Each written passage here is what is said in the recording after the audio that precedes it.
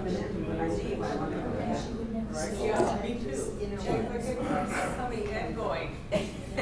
No, I've been confused a lot of times these days. Confusion is. So Edith had trouble walking because it was on a slope. Or is she She has walking? a problem, yeah, but With walker? she has a walker, which is trouble because of grass and stuff like that. I need a gavel. Knee. Hey guys, So we're gonna go. This, very authoritative. Hey guys. Have you done? No. I heard about it. So we're looking at the rural channel, 297 the other night, and they showed these horses that are in for treatment for their needs, you know, it's terrific. Horse housing. So they do the same thing. Yeah, right. Okay, sure. So they do this. A guy that has the husky dogs. Yes, oh yeah. He had the nano surgery, I believe. A nano surgery, and then he was out walking the next day. Please stop with the pledge of allegiance. Alrighty, good evening. Something replaced. Good evening. And We're ready. yeah, no more flirting back there. Talking knees. Okay. Okay. Welcome to yet another Active Claremont monthly speaker meeting. We have these once a month. If you haven't been to the ones prior, we typically have somebody come to talk to us who has some extraordinary and valuable insider knowledge about Claremont.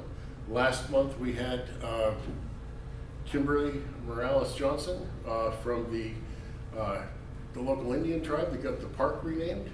And this month we have someone just as spectacular.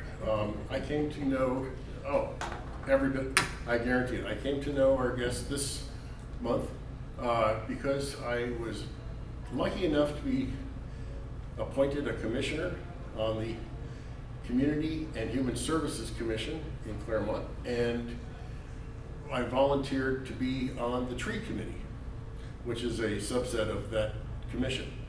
And the go-to person on the for the tree committee, I think the focal person is our guest tonight, none other than Cari Dillman.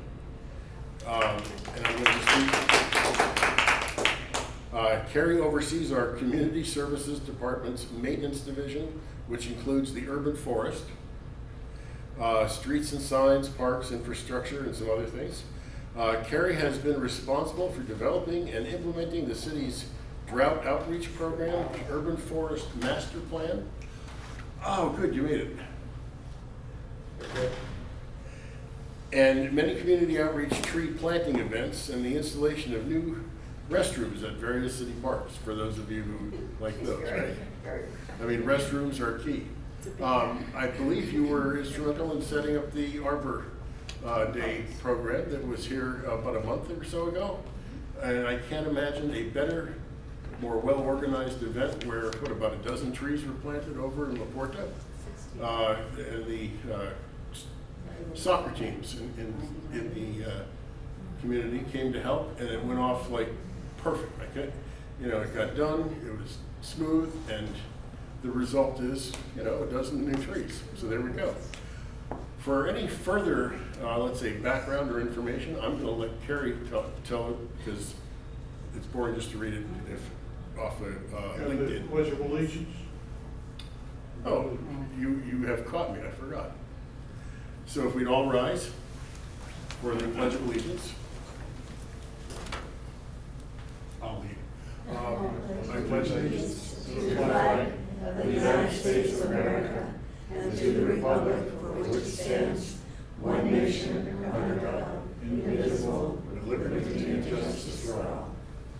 Thank you. So you can learn more about Cari on LinkedIn. It has a fabulous picture of her that says "Meet Cari" right as the picture. And without any further introduction, Cari, would you please come up and join me? And we're looking forward to what you have to say. I'm glad to be here. And we are thrilled to have you. I hope I haven't set the bar too high, but I'm sure you'll hit it out of the park. So again, my name is Cari Dillman. I'm Community Services Manager of the Community Services Department. I've been with the city for just almost 12 years. About my background, to be very honest with you, is transportation and budget. I came into the city of Claremont and Community Services as a management analyst to analyze the budget, contracts together, and run the transit program. About a year and a half into that, the Community Services Director looked at me and says, "You get the tree program." And I was like, "What are you talking about?" At the time, the tree program was run by a part-time contract arborist and an intern. And that was about the time when TAG, the tree action group, started up, and we were reviewing the tree policy and guidelines manual. All of that stuff was happening at the time. And the director said, "There's no way we can run this program effectively with 2 part-time people." So it was given to me to do the administration portion of it, along with a full-time arborist. And that was the first time in a long time that we got a full-time arborist. It was back in probably 2014. Since then, urban forest has kind of been my baby. And a lot of my role with that in the beginning was tree planting, reforestation, those sorts of things. I've always had an arborist that I work with. I am not an arborist. I know a lot. I know a lot about our urban forest, but I am not an arborist, and I won't pretend that I am an arborist. So that is my background. I've worked with a lot of fabulous arborists, and I've learned a lot from all of them, different perspectives. So that is me. That's how I got here today. Thrilled to have you. Go for it.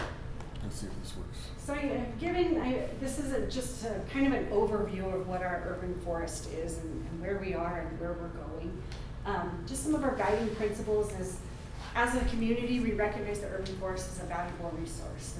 The benefits that it provides us is very important to the city.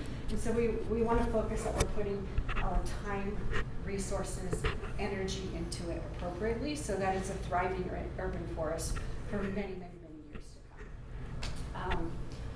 Just an interesting tidbit, I don't know much if you guys know this, that the city had a tree committee before it actually has a city council. So that's how important and how the history goes back of how important trees are to this community. Go on to the next one. So the program. We have 2 guiding documents that we abide by, I will say. The first one is the tree policies and guidelines manual, and that is our day-to-day operations. That's what we look at on how we are going to maintain the urban forest on a day-to-day basis. The overarching policy program is the Urban Forest Management Plan, and it's a guiding document that is, it's more like a 40-year plan. So it's the bigger picture on what our priorities are and what direction we want to take the urban forest in. Roles and responsibilities. The City Council is responsible for providing leadership and funding to support and preserve the urban forest and make more policy decisions. The Community Human Resources Commission is to review and recommend tree-related issues that are related to planting and maintenance programs. So a lot of times the commission will recommend policies and programs to the City Council for City Council's ultimate approval.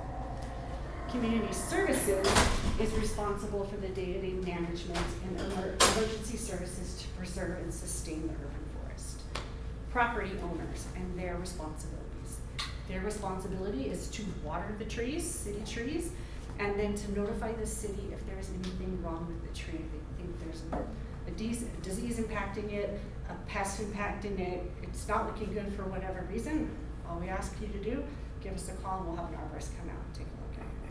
You're not required to trim a tree, treat a tree, anything of those sort. Just water it and let us know if something's happening to it.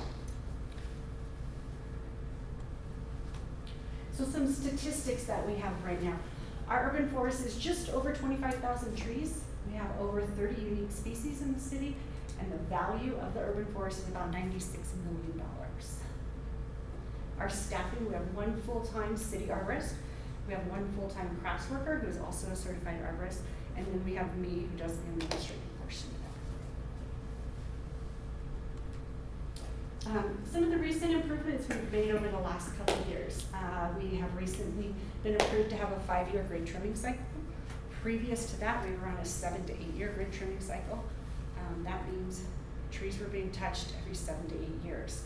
We've shortened that now. Trees are being touched every 5 years.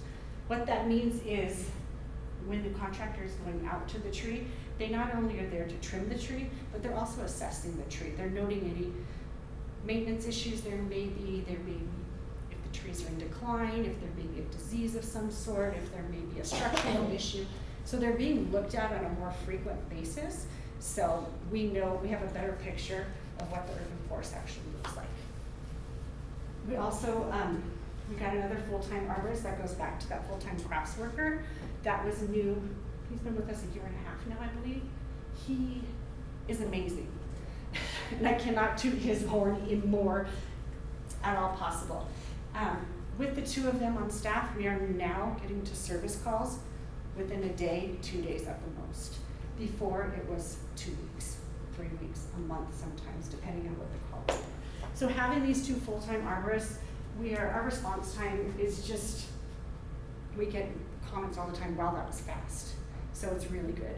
They're able to make more face-to-face contact with residents, so they can go in and say, my tree's not doing good, and I'm watering it. They can go out there and talk to the resident and say, well, this is how we should be watering. You're giving it too much water, you're giving it not enough water, those sorts of things. So they're able to have more face-to-face contact with residents. Watering bags. We're going to continue to give watering bags to all newly planted trees. You probably have seen these on the trees that are out there. It's a little water bag. Water bags should only be on trees for 1, possibly 2 years at the max. So what we're going to start doing is going through and removing trees that have water bags that are too old, too big. The water bags are falling apart because at some point water bags can become detrimental to a tree. So we're going to go through and start removing this stuff. And the water bags are there to spread out the rate at which the tree is given the water? So, do you want to answer? So a water bag is the responsible way of watering. What it does is it has tiny little holes in the bottom, so the water is able to percolate down into the soil and we're not having water runoff. And the soil will only absorb as much water as it needs. So we're not over-watering trees sometimes, and we're not wasting water. Do you want to add to that? The big problem is that the traditional way is to produce a little basin around the tree, usually of soil, and that gets destroyed very quickly. And so it becomes impossible to water unless you haul a hose over and leave it run. The beauty of the watering bags is you can put 15 gallons in there and it will you can do that in a minute or 2, and then it percolates into the soil when there's no runoff. So it's slow absorption. Right. Slow absorption, and its only purpose is to establish the tree. In other words, get the roots out beyond the root ball. That can take as long as 3 months to get, or even longer, to get twice the distance, twice the volume of soil occupied by roots beyond the root ball that was planted. Okay, so that's the purpose, is just to establish the tree. And 1 year sounds excessive to me. That's way more than is needed. And the big problem is that people, they may have them for 2 years and think they're watering the tree, but this thing's roots have gotten way beyond that, and they're not watering those. Or they'll take them and move them to another tree, a big tree, and they think they're watering that tree. So it's a program that we started when the drought hit several years ago, and it's something that it has proved to be successful. and that, you know, residents really look forward to getting them. We'll get a call. Once the tree is planted, the contractor is responsible for watering for 90 days.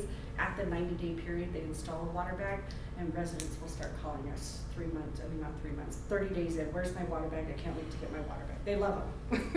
And if we could get them to water trees using a water bag, that's, you know, all we can ask for, really. And then last year we did a condition assessment, and this was kind of in response to the windstorm. We wanted to have we brought in a contractor to do an overall condition assessment. So what they did is they went through the city and looked at every tree just to make sure if there's anything still out there that needs to come out, and how our condition of the urban forest is looking. So those are some of the big changes, or some of the things that we have been doing in the last year that has helped our urban forest to become a more vibrant place. So I'll talk a little bit about some statistics that we have about our urban forest. So one of the things is we provide a report to the tree committee on an annual basis, and it's this type of information. I did a modification of this presentation last night to tree committee, actually. So this is a new request that they had, was they wanted to see our tree count over the last 10 years. So you'll see that about 10 years ago, we sat at about 27,000 trees. That was a lot of trees. And what happened at that time is, again, we had 2 part-time people running the urban forest program, and our removals and planting were strictly based on budget. So we removed as many trees as we had the budget. We ran out of money towards, you know, May, June. We have held them off to the next year. And what that did is that left a lot of trees out there that really needed to come out, and so it pushed our potentially high risk, or trees that needed to come out, into a higher number. And so we're slowly ticking that number down now. And our tree planting was focused, all we had funding for was about 200 trees a year. So that's why that number was so high at that time, about 10 years ago.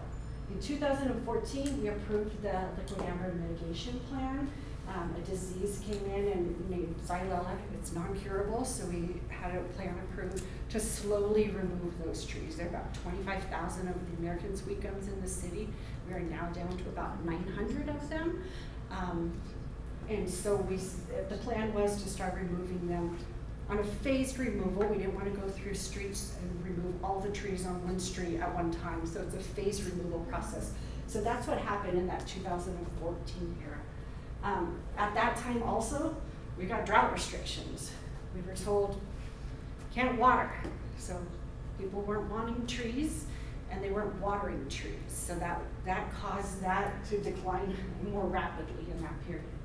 In 2018-19, you can see it kind of level out there. We were lucky to get 2 grants. We got a grant from CAL FIRE and a grant from Supervisor Solis for tree planting. So that helped a lot to get our plantings back up to meet where our removals were. In 2020, COVID hit. We're all aware of COVID. People weren't very interested in getting a tree planted during COVID time. It just wasn't something they were interested in at the time. And then, of course, we had the windstorm. We lost a lot of trees. And it became an emotional reaction for people. People who had large trees fall down, they weren't running to our gates to get a new tree put in. They weren't knocking on our door to get new trees put in. And that's understandable. But what we're seeing now, a year later, they're coming back. Can I get my tree planted? Can I get a new tree? So that's a positive thing. But people have a very emotional reaction to trees a lot of times.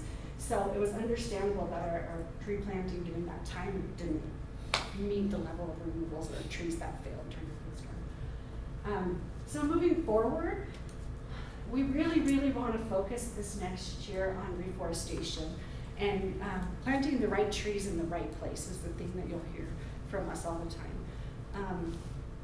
When developers came in and put developments in 50, 60 years ago, they put in trees that they liked at the time, that they thought were good specimens at the time, and we're slowly starting to pay that price.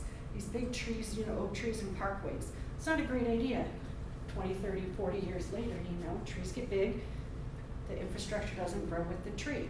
So we're facing a lot of those problems right now. So what we're really looking at is, let's put the right tree in the right place so that in 40, 50 years, we're not having this same trouble. Any questions? Feel free to ask questions. Well, just during the windstorm, were the trees that did come down due to the wind, were they also, by and large, ones that had been thought to come down anyway? There's no indication to know that. It was just completely random. Completely random. Okay.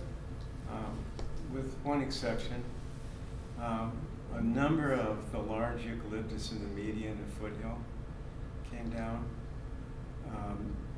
It was like maybe, Cari, you think a third of those large eucalyptus? Maybe. And there had, within the last 2-3 years, major reconstruction. And there's a significant possibility that they did not do a decent job preserving roots when they did that construction. I got called in on a couple of trees. I'm not sure if they stood or not, but I know I had given the plan, we had to remove them. But the number of trees that fell on Foothill Boulevard suggested that there was some other factor, not just the wind. And that one's a ready factor. Okay. But you mentioned that we have oak trees that have overgrown their space and are in conflict. I mean, they're probably not the only trees that are in conflict with infrastructure, pavement. But I'm curious if there's a routine investigation on what can be done short of tree removal to repair the pavement and preserve the tree. Because there are alternatives to removal. Right, and we do.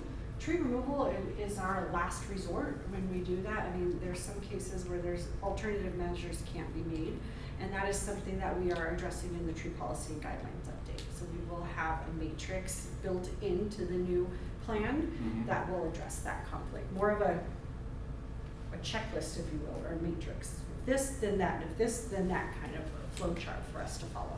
So what I would love to see is, perhaps it's too much to put in a report, but a form that's filled out whenever a tree has to be removed, that explains the reasons why it has to be removed, what alternatives were considered, and why they were rejected.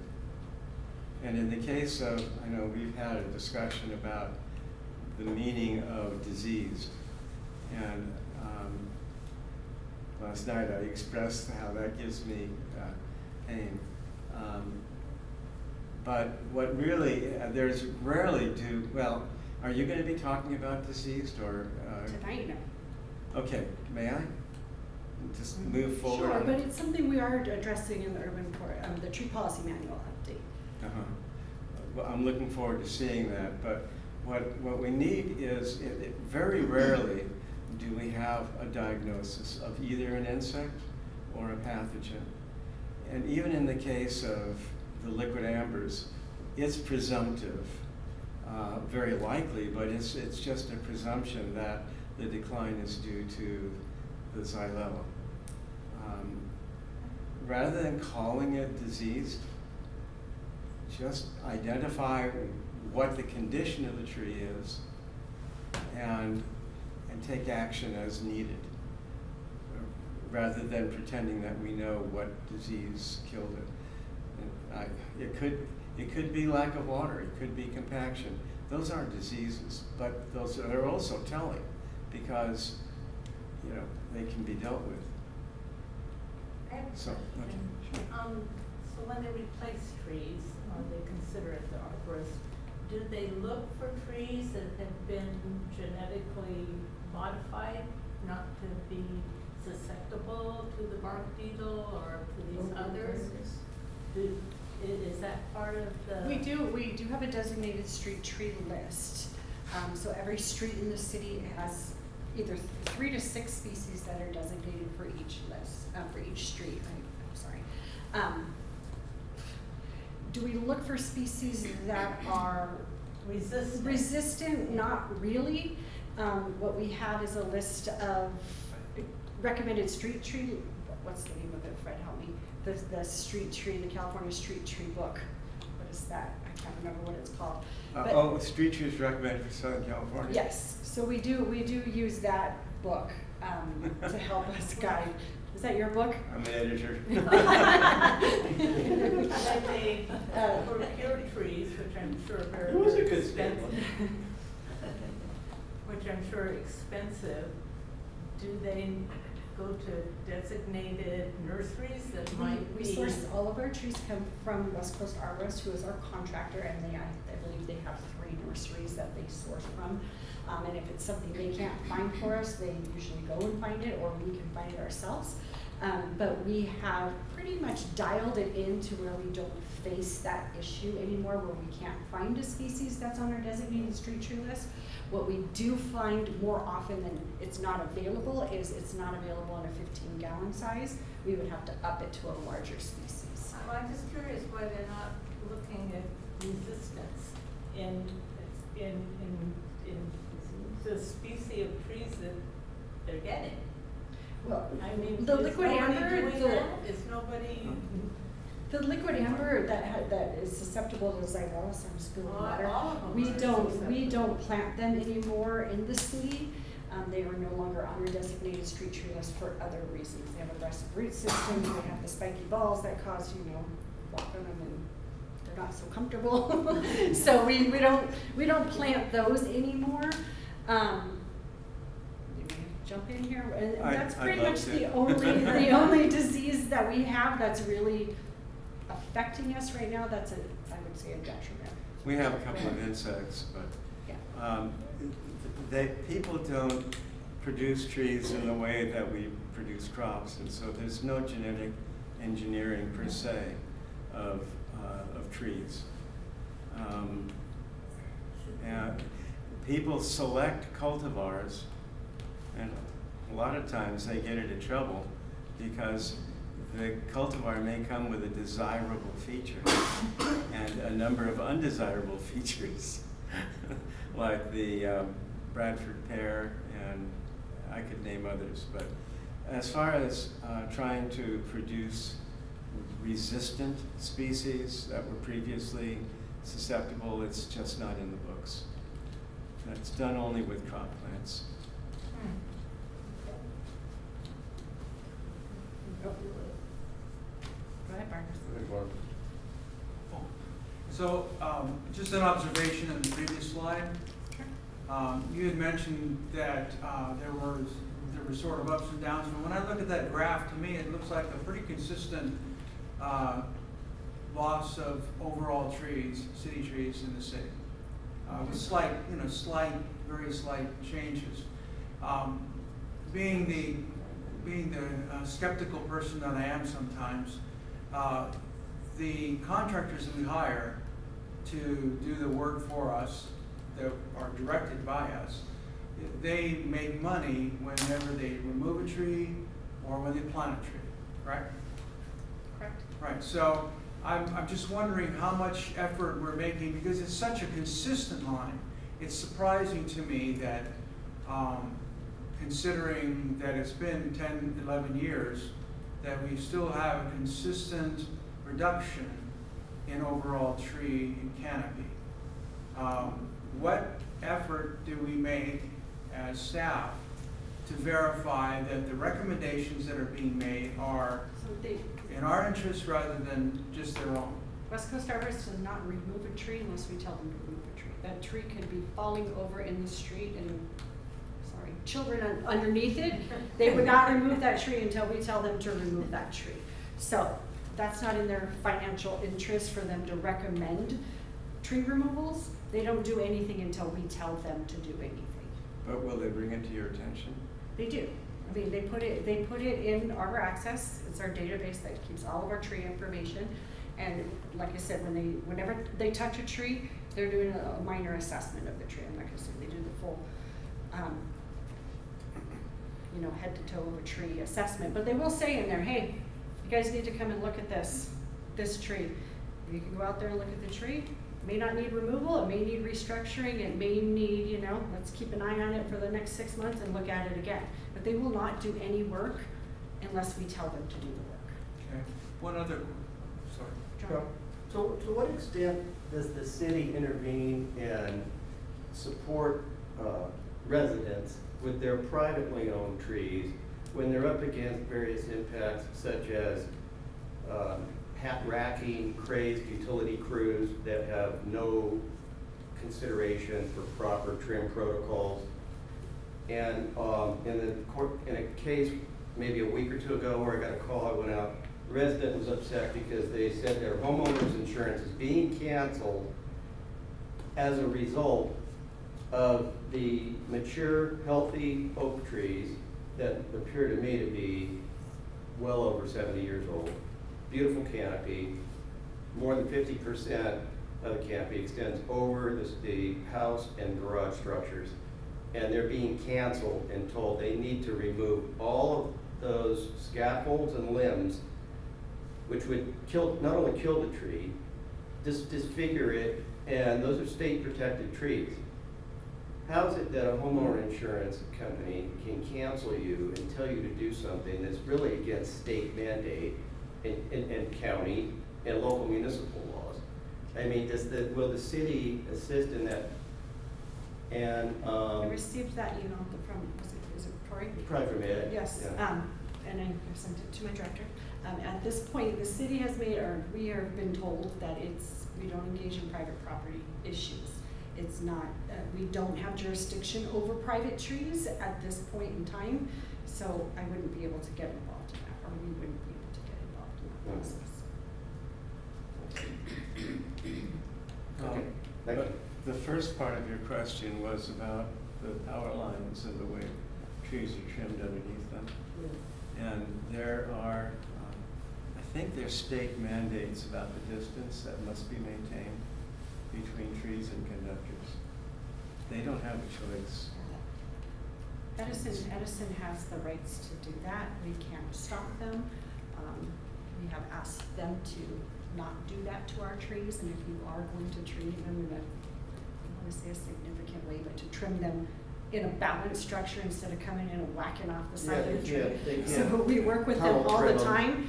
They're subcontracted out. Sometimes it falls on deaf ears. Sometimes we get a good area manager that's willing to work with us. So, but Edison does have that jurisdiction. We always recommend to private property owners, residents, that they trim to what city standards would be. We can't hold them to that, but that is always our recommendation.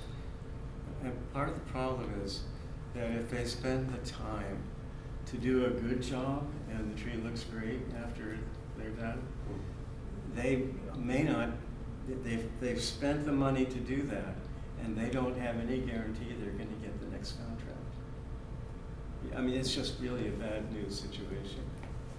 I can't fault the people who are contracted to do that. And so the real answer is right tree in the right place. That's where that phrase first came from. Below power lines, you plant small trees. Routes that are in the street right of way. On the east side of town, there's many locations where if you're driving along, these roots are pushing up the pavement. How do you address that, if ever? So streets are maintained by, or that's an engineering function. And the community services department or the city arborist works alongside the engineers department. So when they come in and they do that street resurfacing, we will work with them on what tree roots you can cut, what you can't cut. And we look at, if the significant roots have to be cut in order to put this street back in, ultimately that tree may need to come out, but we do as best as we can to get the repairs done and save the trees. So Have you recently taken action on routes that are in the right of way? Have we recently done that? Like within the last year or so? We did some work up on Monte Vista. Yeah, we do work with engineering whenever they do their streets projects. I can't tell you one off the top of my head right now, I'm sorry, thank you. But we do work with engineering very closely on those projects. Yes, ma'am. While we're on routes, when the city tree destroys the sidewalk, what do? We look at it the same way, but sidewalks are a community services task. So when we go in and remove the panels to re-pour, we look at the roots and see how much would need to be addressed. We can bulb out, we can narrow the sidewalk as long as it still meets ADA requirements. So there's things that we can do before removal is the ultimate. We have reported it half a dozen times. Okay. We finally took pink paint and painted Okay. the raised sidewalks because we felt they were very dangerous. Okay. We have not had the city come out. Okay. Before you leave, give me your address and I'll make sure we get a look at it. Okay. Thank you. That's a problem though. That, the response by the city is poor. That is a problem. And that should be reported to engineering or whoever has it. Because it takes a while. She's talking about, that's a typical case of not being responded to. Streets would be engineering, and sidewalks would be community services. So, I mean, if you let me know, I can take a look at it and make sure that we get them addressed. We do have different pots of money and projects that we do sidewalks in. We're gearing up to do another project in the next Do they couple put it months. all in one project, or do they wait for the big project? Or do It they, depends. can they do just one particular sidewalk and just go in and do it and get out of We there? do both. Okay. We do both. We do have a big capital improvement project that we do, which will do up to 30 to 50,000 square feet of feet of sidewalk. And then we do have a minor concrete repair for onesie-twosie projects that we have to do here and there. You had mentioned Monte Vista, which then I remembered all those pines Yeah. that seemed very healthy. And the reason for those removals, I always wondered what that was about. Because the sidewalk was in such bad condition and the trees, we did get it was an ADA compliance issue is the bottom line of what that one was. We were not giving a direct path of travel from Claremont Boulevard to Baseline, so we had to address it. And what's in there now? Crepe myrtles or something? No, we put in some oak trees, some red buds, and I believe some sycamores. Okay, and those are apparently sidewalk safe or something like that. They're much more sidewalk friendly. We also pushed the sidewalk out so that it was at the curb and gutter instead of the meandering sidewalk. It's hard to watch those trees. It was very difficult. My office is right across the street. It was a tough week. Yeah. So, any more questions before we go on? I have one. Do you have a concept of what our tree canopy coverage is in the city? I believe it's 20–25%. I haven't looked at it lately, but that's what the last time I looked was right about that. What's that? Yeah, there's over 20. It's over 20. So it may be 20. Anything else? I'll No, talk make about it- the, oh, you moved it. You went back. Canopy coverage seems like a much better Absolutely. measure of the city's trees than numbers. Absolutely. That's something that I want to focus and more have the conversation on is the quality of the urban forest over the quantity of the urban forest. I would like us to sit at a number that we can maintain and make it healthy and thriving, rather than say we have 100,000 trees in the city. That's my goal. Next one. Diversity of our urban forest. So, as Claremonters, we like crepe myrtles. I have 3 of them in my front yard. They're a smaller tree. They're beautiful trees. This is a new one we began planting over the last year or so. It's dynamite. It has these bright red flowers, so you'll see those popping up over in the city. Over the last year, we started planting those. Next up is the coast live oak and the sycamore. If you want to do them all, jacaranda, holly oak, canary island pine, American sweetback, Chinese pistache, olive, and maidenhair. Those make up our top 10 species in the city. We do have over 300 unique species in the city. These are our top 10, our most frequently planted trees. I don't see carrot wood on the list. We don't plant carrot wood. There's a few left in the city, but they're messy. They're not good street trees. Any questions on this? In the village, there's a pink, what tree is that? That's the pink trumpet. That's it? Mhm. Pink trumpet just. That was pretty cool. So, We've started planting to the golden trumpet, which is beautiful yellow flowers. Yes, sir. how many total species do we have? It's just curious, because I just did a quick math, and that's about a third of the total. Yeah, there's over 300 unique species in the city. Wow. Any other questions? You have a map of where all these trees are? We do have an inventory that is, the city has access to it. Over the next budget cycle, we've put money in there to have a public interface where the public would be able to have access to that information. I have a question. Yes, ma'am. You said some neighborhoods have a choice of up to 6 trees. Mhm. Why is that as opposed to 3 trees? It just depends on the length of the street, what the street already has there. We try to, diversification of trees on a street is important. We're trying to get rid of monocultures. So what happens, and I'll go back to the liquid ambers, we have several streets that all they had was liquid ambers. And so we have this new disease, sorry Fred, come in and wipe out, that's affecting only liquid amber. So what could happen is the entire street would be deforested. And we don't want that, so we're putting in different species in each street so that if something comes in and say likes the jacaranda, it's not gonna take out the entire street. So that's why. Streets that will have 3 usually are like smaller cul-de-sacs or something of that sort that are not large. So Baseline has more than 6 So actually. crepe myrtle is not on my list. Mhm. I've declined all the trees, but I would not decline it. There's an email address at the end here. If you email me, we can work that out. We do have a way of amending it in special circumstances, but I can't guarantee you, but we can work on something. I'd like to comment. Oh, Is that American sweet gum, is that the liquid amber? Yes. That should be put in as liquid amber. Yeah. That's what everybody knows. Yeah, we know. That sounds like a harmless tree. Well, these are common names. The liquid amber is actually But that's a an botanical approved, it's name. on the approved list? No, Oh, okay. this is what's currently in the urban forest. We no longer plant them. So there are still about 960 of them out there. Anymore. crepe myrtles are referred to as toy trees. You could plant dozens of crepe myrtles and it hardly moves the canopy cover needle. Okay. Right. So they're okay in some places, but to have them the most common tree in the planting palette, that's unfortunate. Yes. I agree. I agree.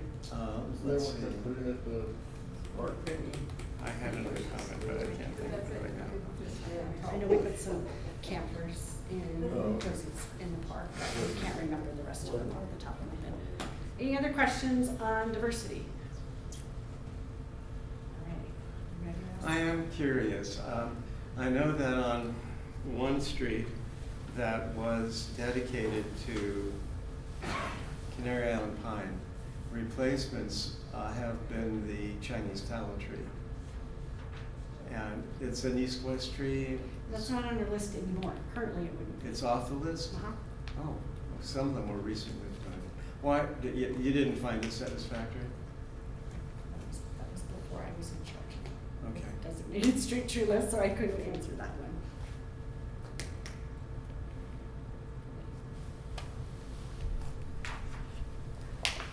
Age, so size, age is basically measured by size. So here what we have is, this is the total count, so this is DBH. DBH is measured diameter at breast height, or about 4.5 feet off of the ground. So your 0 to 6 trees are gonna be your youngest trees, and these ones are gonna generally be your oldest trees. And that, the importance of that is the continuous flow of benefits. So we wanna make sure that this is a continuous flow so that we're getting continuous environmental benefits. So this is our total count of each size of tree. This is where we currently are in our percentages, and this is what's ideal. So we're almost there. We still need to be focusing on this reforestation, and that's why I said earlier, that's really what we're gonna be looking at over the next couple of years, is getting those younger, newer trees that percentage up. questions? Sure. I've been told that across the tree life, there is a peak time in the tree's life that it does decarbonization. And it's not necessarily at the youngest or at the oldest point.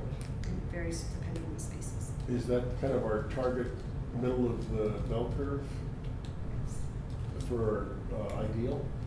I believe so. Yes, this comes from, I believe, ISA. It's part of our urban forest management plan, the ideal percentage.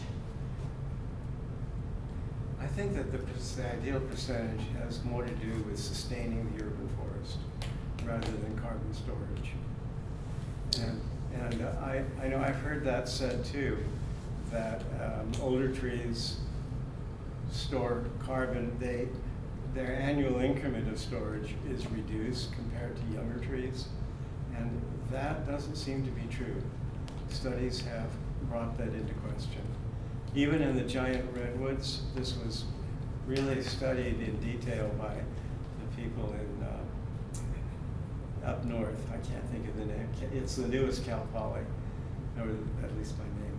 That the giant redwoods continue into their old age to store more carbon each year. But to look at the benefits, it's more than just carbon storage, because good canopy cover reduces environmental issues. Shading will reduce heating, cooling costs, and so forth. Trees do a lot more than just store carbon. And if you had a program to remove older trees in the belief that younger trees would store carbon faster, that means all the carbon that older trees stored will be released in the short term. So, and it may be necessary to remove old trees, but removing them as a function of carbon storage doesn't make much sense. Well, I was really more asking how much carbon removal storage was driving the ideal. I don't think it's based on that. This is much older than concerns about What is it. the source for that information up there? Because I don't know, just my instincts tell me that the ideal percentages are a little bit skewed. I mean, I would also think it would be best to have higher percentages in the 19 to 24 and below and above, 25, 30, and 31. Yeah, it's in our urban forest management plan. I don't recall the source off the top of my head. But I looked up.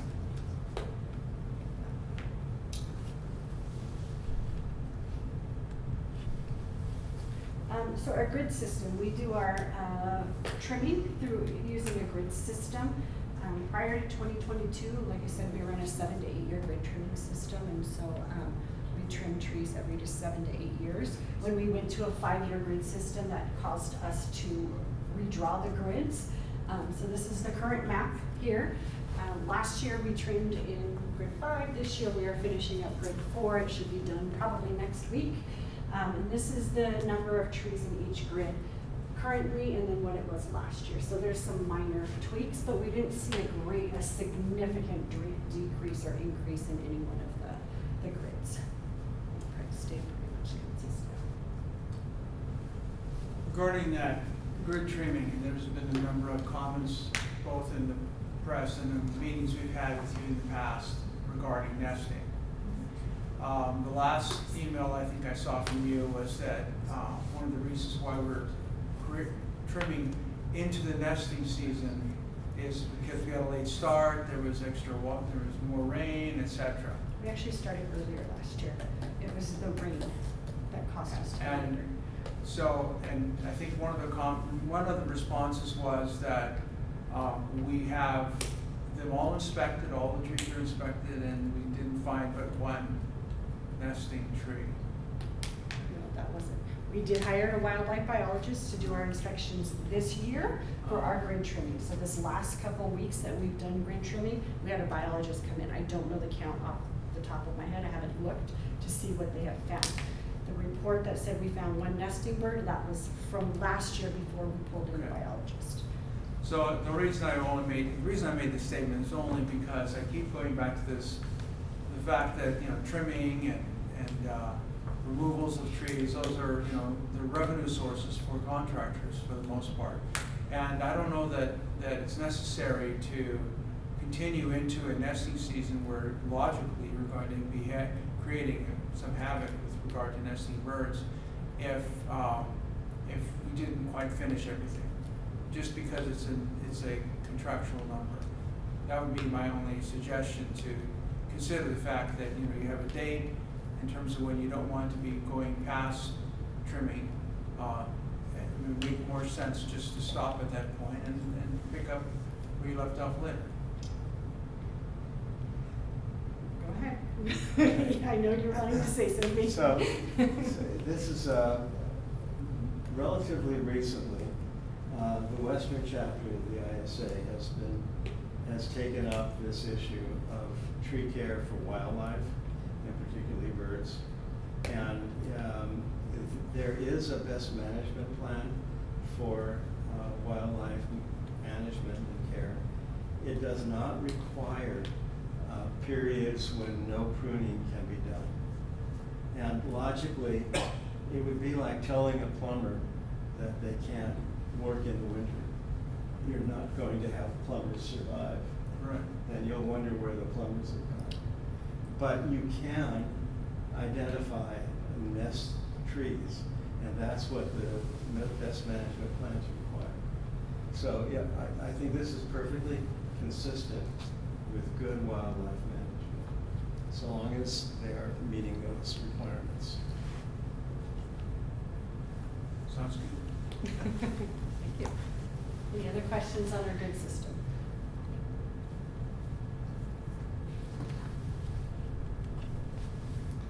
Here we are, nesting birds. So last year, we found one nesting bird. This is the actual tree right here with the notification on it. Anytime they find a nesting bird, they put a sign on there saying that there's, bird activity, and they skip it. This little guy likes that tree, and he's been there for about a year. So they keep going back, they keep inspecting, and the bird is still there. So they will continue to do so until there's no activity, and then they will trim the tree. So there's. I have a wonderful little story about nesting birds. I've had a history of having critters eat every one of my nectarines, peaches. This year, last summer, I had all I wanted and realized there were hawks nesting in my trees. The hawks kept them at bay. I love them. So any other questions on bird activity and what our practices are? Okay. So some highlights. Yeah, right. Where we are this year. So we've talked a lot about liquid ambers. We've talked a lot about when we started the mitigation plan, there was 2,500 liquid ambers in the city. That's the American sweet gum that we were talking about then. There's two other varieties in the city, if you will say, that didn't seem to be impacted when, 10 years ago when we first started seeing this prevalence in the city. We are now seeing that they are being impacted. Not at the same higher rate, but they are being impacted. So that's why if you look back, and some of our reports will say there was about 920 liquid ambers that were affected. That's why this number is 960, because we're now including those two other varieties. So that's what that difference is if you go back and compare reports. Our policy is, we do an assessment every year of all of the liquid ambers in the city. Our policy is if they present 75% or greater dieback in branches that are 6 inches or larger, they need to be removed, just because it becomes a hazard and liability to us. They like to drop their branches at that time. This last year, we removed 33 trees, liquid ambers. Last year, or the previous year, it was 45. When we first had this program, it was hundreds of trees a year. So we're looking pretty good. And what we're contributing this to is increased education, increased watering of trees. If you're watering trees, your trees are healthier. They're able to fight off diseases and pests and all of those fun things. Trees are like our bodies. If we take care of our bodies, we're able to fight things off. The same with trees. So as people are watering more or we're getting a lot more rain, our urban forest is healthier and able to fight off these things. I have a comment on that as well. Sure. It doesn't seem to affect every tree in the same way. There, and I've seen 2 trees across the street. One failed, died because of presumably bacterium. The one next to it is pristine. I have no explanation. Some of them will be just like that, and you're like, what happened? It's very interesting. But on, in Upland, along, I'm not sure if I can remember the street, but they had a street that was a half-mile long, lined with liquid embers, and they're all gone. They're all gone. Another pest that we had in the city, this was probably about 2019, is invasive shot hole borer.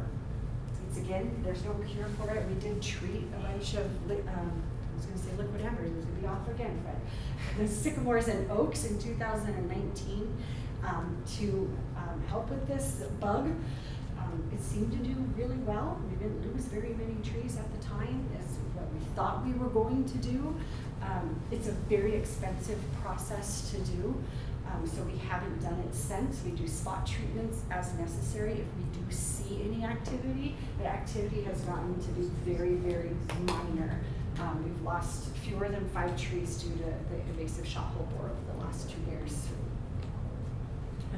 What does that word fusarium mean? What is that Fusarium. under shot hole borer? That's the fungus.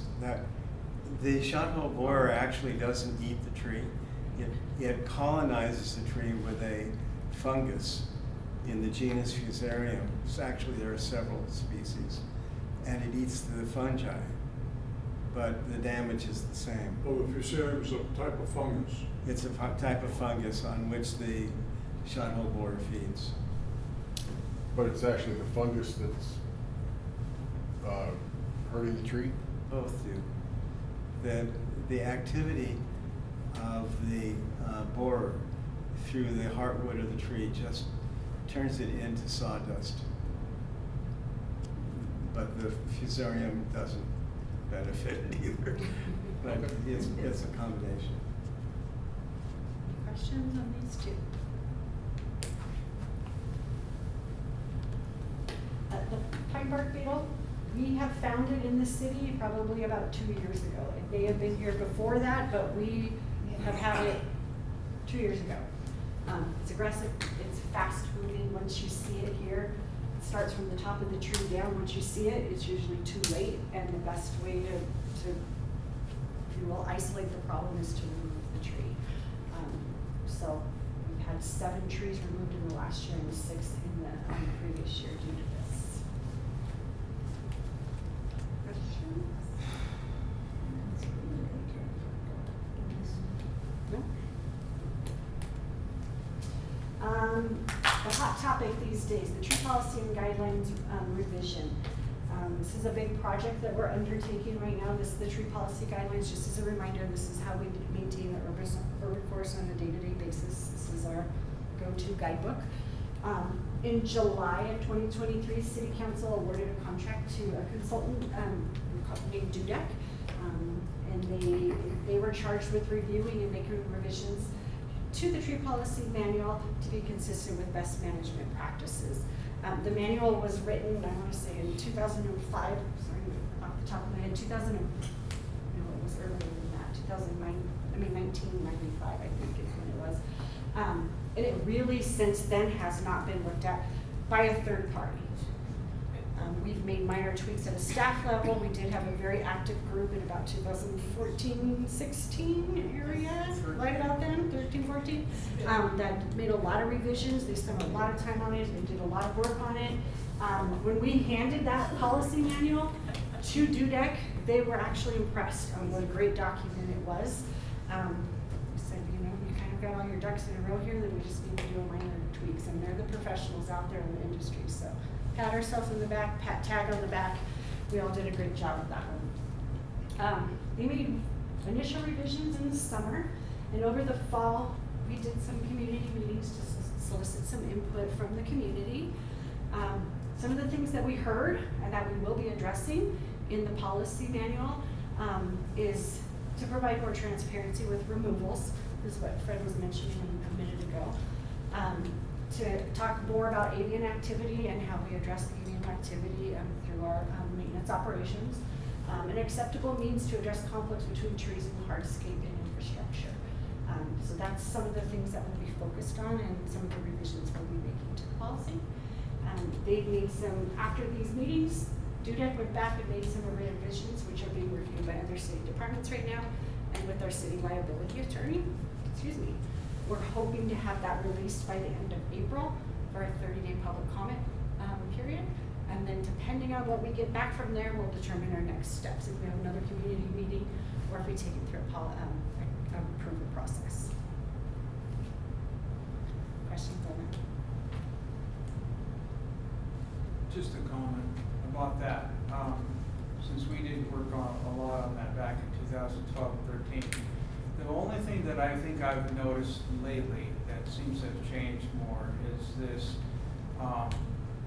sort of a want on the part of staff to be able to have more latitude to make decisions as staff rather than having to go through the committee or the committee process. And I can understand that, especially when you have budget issues and there's only so much money and so much time and only so many people to do the job.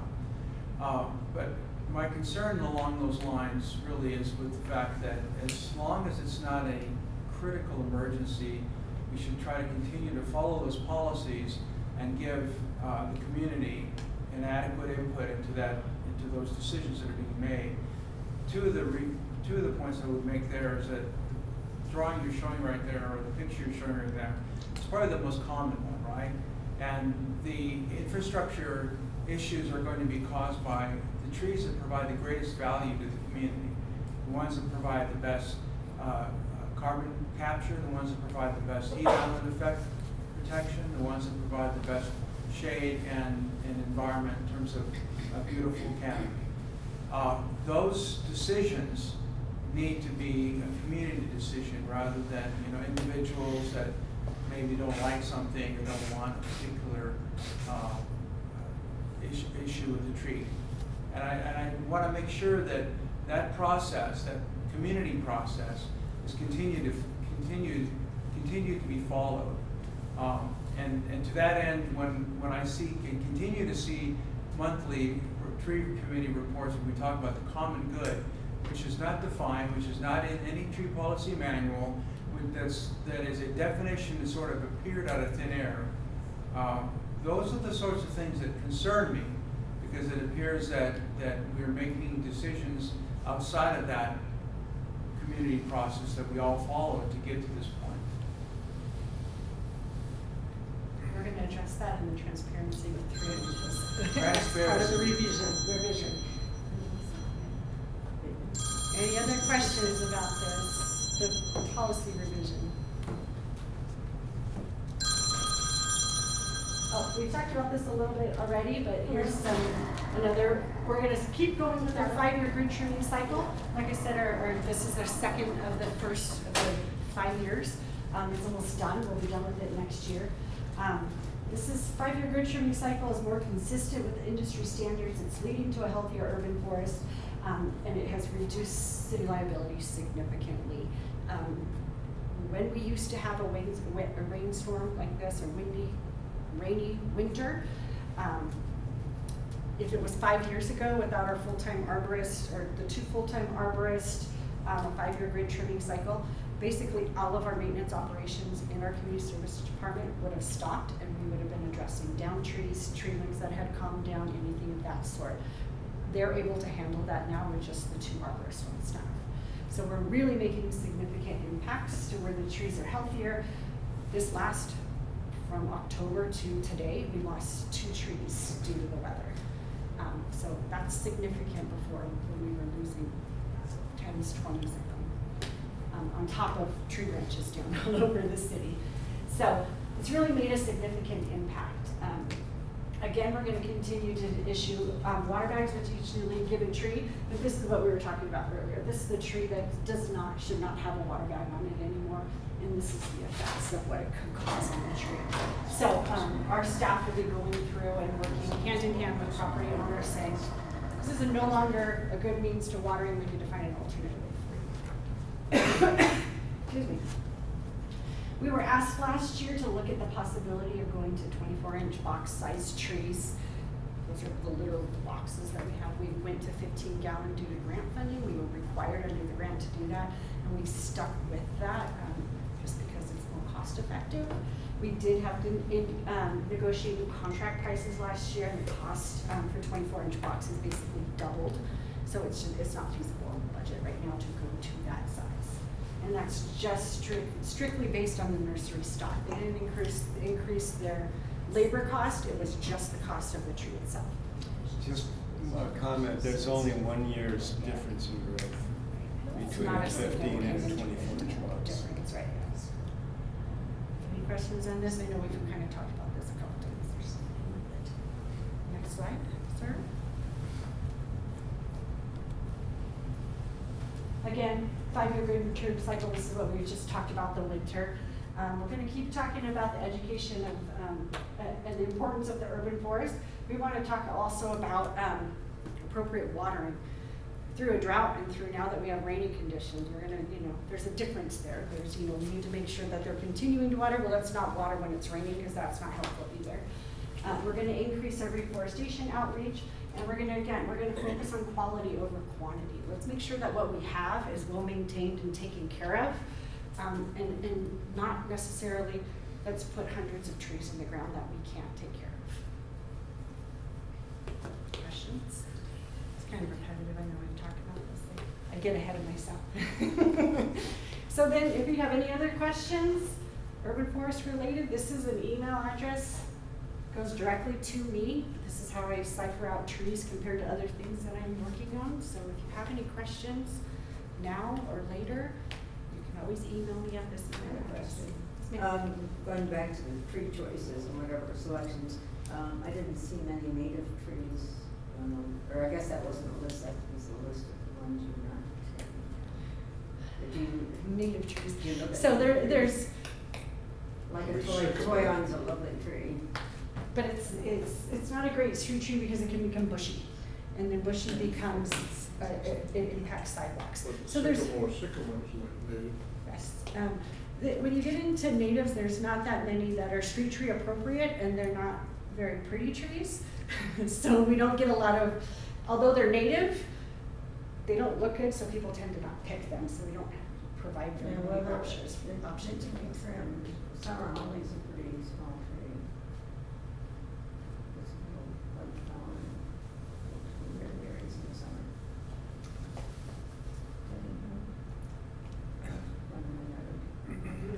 Toyon or Archicephalus. I know you do, I know they look like they're nice. I hear a lot of people saying we should be planting natives. And I like to say, I don't know of any native tree that grew up near roads and sidewalks. That's not where you find them. And to say that they're better adapted to cities in California than other trees, maybe with some Indian trees are superior, especially looking at climate change. So I don't know. It's not really much of an answer to say it should be native because therefore it's better adapted. It isn't true. And there was an article in Western Arborist just about maybe a half year ago. A fellow was asking, it was titling, well, the question he asked was native to where? And if you look at the list of trees, native trees in California, there are none native to the LA area. Not even the coast live oak. You had no trees here? And certainly not the palm tree, right? So what we Not the have palm done tree. is our last update to the diversity street tree list is we did go through and add a water-wise tree to each street, so now each street has something that is, you know, climate and drought tolerant. We do look at, you know, regional, or we get stuff, we look at, you know, what's Arizona doing, what are, you know, these other that are, their climates are similar. What are they doing, what do they have that we can include? We try not to change the designated street tree significantly. We try not to add a lot because we don't want it to, we want streets to look consistent and have consistent streetscapes. We don't want it to look wild, for lack of a better term. I'm not a botanist or a whatever you call yourself there, Fred. but I know what I see and I like. And I know which streets that I drive on in Claremont that I think are beautiful and attractive. And I've been in communities where I'm thinking to myself, my God, I just don't know why anybody would want to live here, because it's so hot and there really isn't a canopy. And it seems that most of those streets that look beautiful, have a beautiful canopy, they're mature trees. They're trees that have been protected and have been allowed to grow.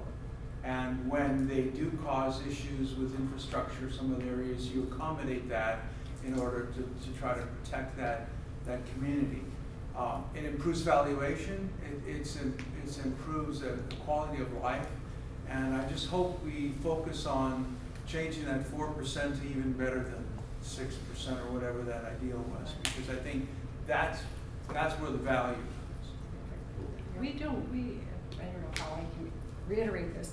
We don't remove trees just to remove trees. It's a very thought out process. It's hard for us to do it as well. We don't want to see any trees gone, but ultimately it has to happen in some cases. So yes, that is a priority for us, is to keep and preserve our older trees and our larger trees that are out there, but it's not 100% that we can do it at all. How much do homeowners complain that, like, can trip and fall and now the city's gonna be liable, and how, is that a? I don't want to answer that question. Talking about I'm talking about any of the others where this is a problem, so the tree, of course, would be sacrificed for that. That's what we're trying to come up with, a matrix of, yes, this is an issue, we're gonna recognize this as an issue. Can we do this? No. Can we do this? Yes. Then this, then this. And we're gonna try to mitigate those things as much as possible. And always, tree removal is always our last option, always. But, Sometimes it happens. And we do have to, I guess so. If we like it or we don't like it, ADA is it's a big one for us, and we have to make sure that we are providing ADA access and we are meeting ADA requirements all the time, and that trumps everything. you have no choice. Wow. And that was really, I think you guys told me the issue over on One of us. Shenandoah, where the sidewalk section, the rubber sidewalk We have the sections. rubber pavers, yeah. They were a nightmare to keep level, so that we were providing that. But the access ADA also. portion of it, you said those rubber sections didn't work out terrifically well either. Right. Is there a third choice? What? Concrete. We removed them and put concrete back in. But I meant as far as going farther around the tree, or someone had asked me about that. They said, well, do you just make more of a, rather than carving the roots? We can make a bolt out. We can narrow the sidewalk to give it a little bit more grow space, as long as we're still meeting ADA compliance. So there are options, yes. I don't know what specifically you're talking about, so I can't answer. Well, okay, so specifically there were some time ago rubber sections instead of sidewalk. And somebody asked me, so that's why I'm asking, is that, okay, rather than chopping a root, is the third option just make a loop around it, or is that intrusive onto the private property for parkway trees? We took the rubber pavers out and we concreted it in, so we didn't do any tree removals or anything for Well, not tree removal, but making the sidewalk go, circumvent the tree rather than just go instead of rubber pavement. There's a code, I think, with regard to easement, so the easement is, Right. is Yeah, private property, but the city has an easement. But the easement is not, Usually it's 8 to to- 12 feet back from the face of the curb is what the city right-of-way is. And that would mean the municipal code is written so that we can make public improvements to that area. So that would be sidewalks, utilities, anything of that sort. And the municipal code states that trees are a utility, includes them as a utility. And that's So why to we your, plant to street your trees. point, if the easement is 12 feet, let's just say from the curb, and the sidewalk right now is perimeter is 8 feet, and that would be an opportunity to perhaps go around it as long as you were within that 12-foot easement. Right, and that's, the ADA thing was the trick, right? So that it's not like you have to have Baja wheels or whatever. Right. There are a lot of options short of removal, and the most extensive discussion of that I've seen was published by, I think, the Seattle Department of Transportation. It's a manual that is that thick. I ran it off on the computer. And you actually can carefully decide which roots you can literally remove.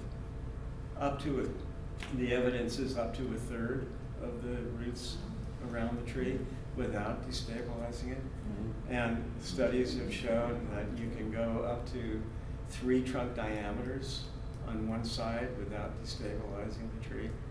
But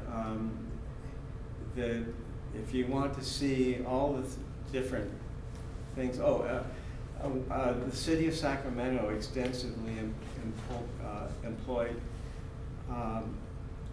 carving off the top of the offending roots. And they could do that if there was sufficient root below that, and their goal was to have 4 inches below the pavement bottom. That would give the tree a number of years before it was a problem again. But it doesn't end the problem, it will come back. So maintaining trees can be expensive. But again, fair is fair, you have to look at all stuff. It's more than just one thing. I know one of the things that I'm hoping to see in the new policy manual is a discussion of alternatives. And we did reference, or we did look at the Seattle document as part of that. Any other questions?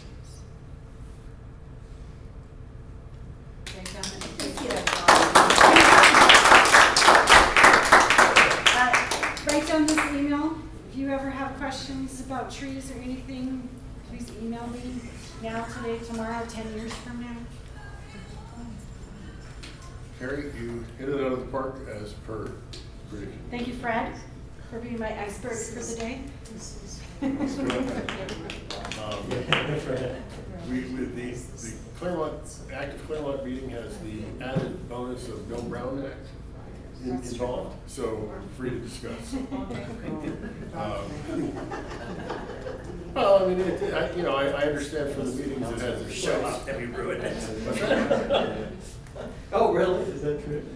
But here we're not covered by that. I'm not sure who we have for next month. But let's do this. If you would like, we'll send out an email, but we're also going to announce it in the Courier. We're doing a better job on getting it in early enough so that they will print it. What about the website, the new one up and running? I'm sorry, what? The website, the newly remodeled. Yeah, I'm doing good on that, actually. We had at the board meeting last week. I showed the first draft of it. And Joe and John. It looks really good. Everybody thought it was coming along nicely. We have some decisions to make as to what to put where and what links and pictures and stories and things like that. But it's moving along, and it should be. I'm hoping, and again, that hope's not a plan, but I'm hoping that for next month we'll have something to show you all here at the meeting. Yeah, but it's looking really, I mean, you tell me, it is a whole lot better, correct? It looks great. It's user-friendly and it's attractive. It's much more informative, and I think will serve a good purpose. So in the next month, I'm aiming to hit the publish button and everything will be live and away we go. I also would like to have somehow, a page to link all of, not just Active Claremont, but all the active groups in the soon-to-come revised city website. Just to kind of make it a network deal, if it isn't, if it isn't there already. Great. Great. Corey, are you in charge of that? You're looking at me. I was hoping you were looking at Fred. No, I was Everybody's looking at Fred tonight. That works for me. Anyway. What I can share, it's early, but if people want to mark your calendars, on June the 25th, if you come out to the council meeting, which I hope you all will, during ceremonial matters, we'll be presenting a 35th anniversary certificate to Active Claremont. So, Yes. That too. Thank you very much. yes, that's correct. And that will be, I think, announced in the Courier as 30th, well. excuse me. I've got two other organizations that are 30th here, 30th anniversary, excuse me. Yeah, get the number right. Details. Alrighty, so again, thank you all for coming, and I hope to see you here next month. It'll be equally as spectacular. Good